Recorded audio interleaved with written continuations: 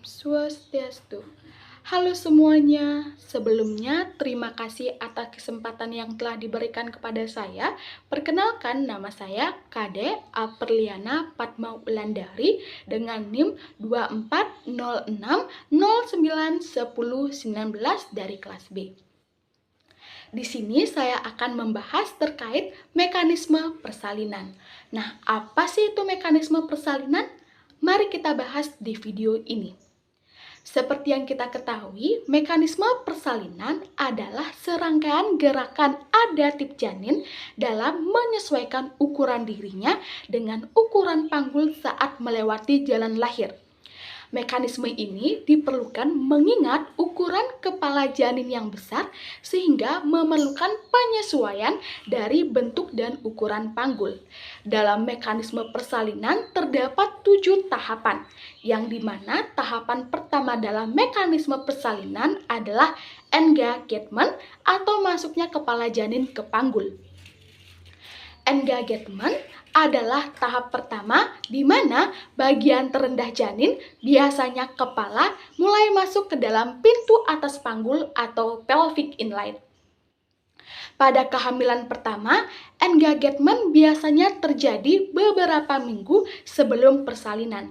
Sedangkan pada kehamilan berikutnya atau multigravida bisa terjadi saat persalinan dimulai, di mana kepala janin melewati bidang organ 1 dan 2 dengan diameter biparietal sebagian bagian terbesar yang melintasi panggul. Dan dalam kondisi normal, kepala janin masuk ke dalam presentasi kepala dengan ubun-ubun kecil sebagian bagian terendah. Nah, adapun faktor yang mendorong terjadinya engagement adalah yang pertama yaitu ukuran panggul ibu yang cukup luas, yang kedua yaitu posisi kepala janin yang sesuai, biasanya yaitu flexion optimal, dan yang ketiga yaitu adanya kontraksi uterus yang kuat. Nah, selanjutnya, tahapan kedua dalam mekanisme persalinan adalah disken atau turunnya kepala janin. Disken adalah pergerakan kepala janin lebih dalam ke panggul melalui jalan lahir. Proses ini terjadi secara bertahap sepanjang persalinan, tetapi menjadi lebih signifikan setelah serviks membuka lebih dari 4 cm atau fase aktif. Nah, adapun faktor yang mendorong terjadinya disken adalah yang pertama yaitu tekanan cairan ketuban yang dimana dapat membantu mendorong janin ke bawah. Yang kedua yaitu tekanan langsung dari kepala janin ke serviks dan dasar panggul yang dapat menyebabkan refleks Ferguson yang merangsang kontraksi lebih kuat, dan yang ketiga yaitu kontraksi uterus dan dorongan ibu saat menginjak.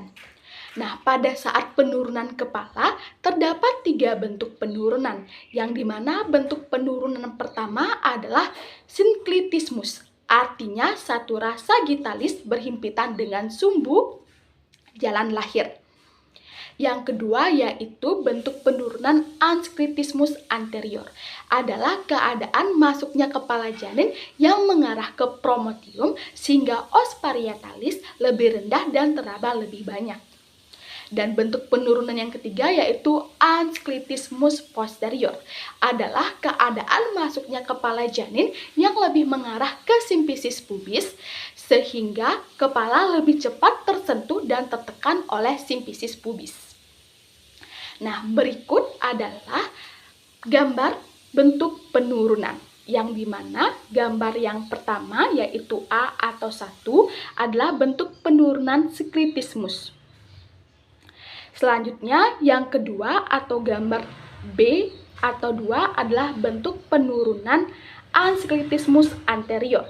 Dan pada gambar ketiga atau C adalah bentuk penurunan ansklitismus posterior. Dapat dilihat pada gambar berikut. Nah, Selanjutnya, tahapan ketiga dalam mekanisme persalinan adalah flexion atau fleksi kepala janin. Fleksi terjadi sebagai respon terhadap resistensi dari jalan lahir, dinding panggul, dan otot dasar panggul. Nah, ketika kepala janin bertemu hambatan, dagu janin akan mendekat ke dadanya sehingga diameter kepala yang masuk akan lebih kecil.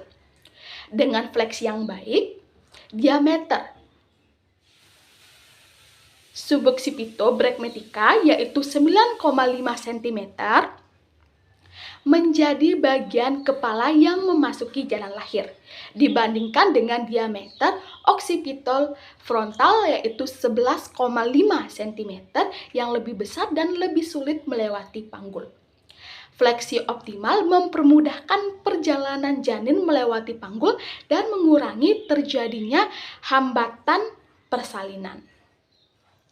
Nah, selanjutnya, tahapan keempat dalam mekanisme persalinan adalah internal rotation atau rotasi internal. Nah, rotasi internal atau putar paksit dalam adalah pergerakan kepala janin untuk menyesuaikan diri dan bentuk panggul ibu, yang dimana pada awalnya kepala janin masuk dalam diameter miring panggul. Tetapi karena pintu bawah panggul lebih sesuai dengan diameter anterior posterior, kepala harus berputar 45 sampai dengan 90 derajat agar bagian kepala belakang mengarah ke simfisis pubis atau dalam kasus lain ke sakrum. Nah, rotasi ini terjadi akibat tekanan dari otot dasar panggul dan bentuk panggul yang mengarahkan kepala ke posisi terbaik untuk keluar. Nah, selanjutnya yaitu ada tahapan kelima yaitu extension atau ekstensi jalan kepala janin, yang dimana setelah melewati dasar panggul, janin mengalami ekstensi untuk keluar dari jalan lahir, yang dimana saat kepala mencapai prometheum dan melewati simfisis pubis, ia terdorong ke atas oleh tekanan dari dasar panggul, sehingga dagu janin menjauhi dada dan kepala meluncur ke bawah, dimana bagian yang pertama kali lahir adalah ubun-ubun kecil yang dilanjuti oleh dahi, hidung, mulut, dan dagu. Nah, selanjutnya tahapan yang keenam dalam mekanisme persalinan adalah external rotation atau rotasi eksternal, yang dimana setelah kepala lahir terjadi rotasi eksternal atau putar paksit luar untuk mengembalikan kepala ke posisi semula sesuai dengan bentuk bahu janin di dalam panggul, yang dimana jika rotasi internal adalah 45 sampai dengan 90 derajat ke anterior, maka rotasi eksternal berlawanan arah, yang dimana untuk membantu bahu janin melewati panggul. Nah, bahu depan yang melewati simfisis terlebih dahulu dilanjutkan dengan bahu belakang.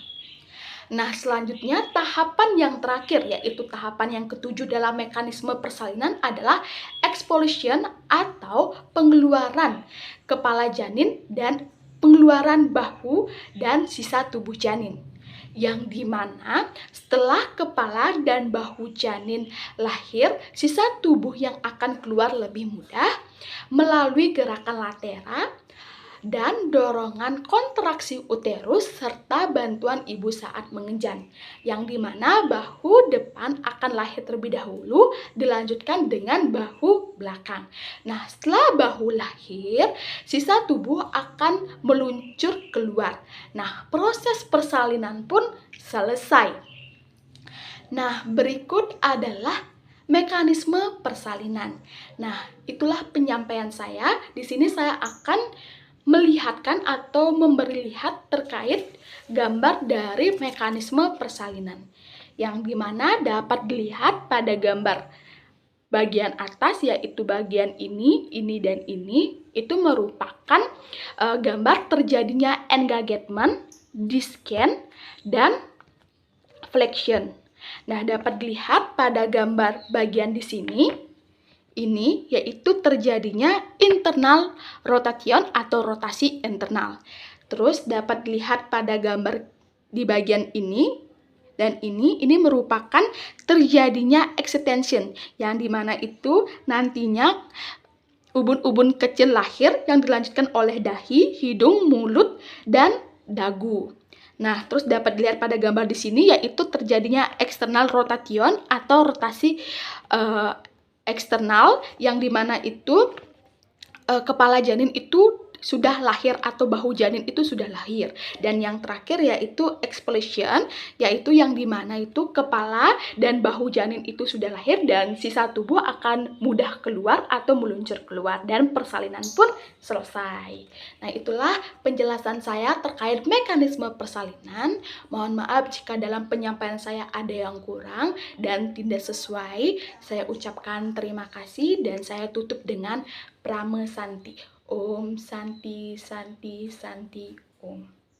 Sampai jumpa.